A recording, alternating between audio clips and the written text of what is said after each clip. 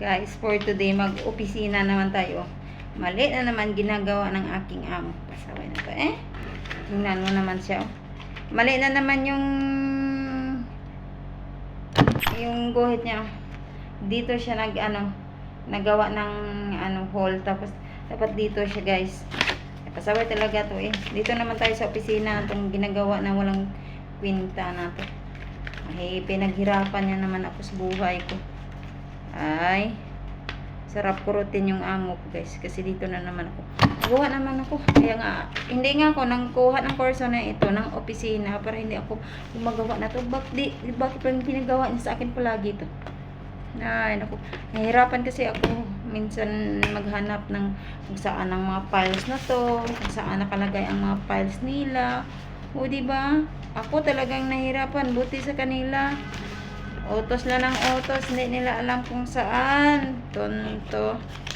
Kasi puliloy naman to eh. Itong tapos ito na naman ay si Tayon Lao. Okay na guys. Okay. Dami akong guys ginagawa guys. Ganitong oras.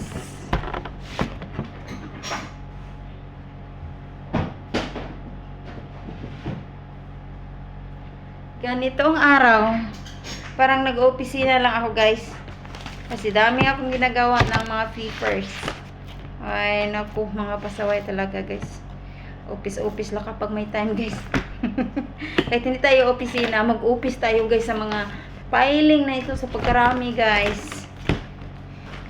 Ang mga gagawain ko to guys. Tingnan mo. Lahat ng mga billings, lahat, mga store, ako pa rin dito.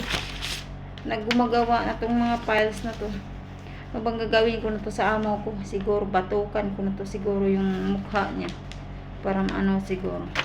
Parang magising sa katotohanan. Bato, 367. Bakit may tumuon dito?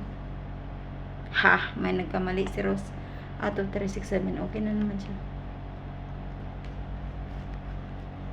Ito naman ang sinusunod nila. 2367. Ano sa ito naman?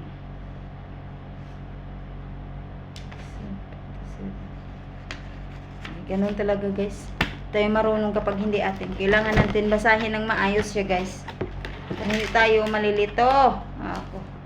Tunto talaga na to eh. Puso ko'y lito-lito. Nalilito na sa aking ginagawa.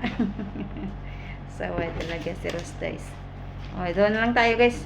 Mag-continuous na ako ng office ko guys.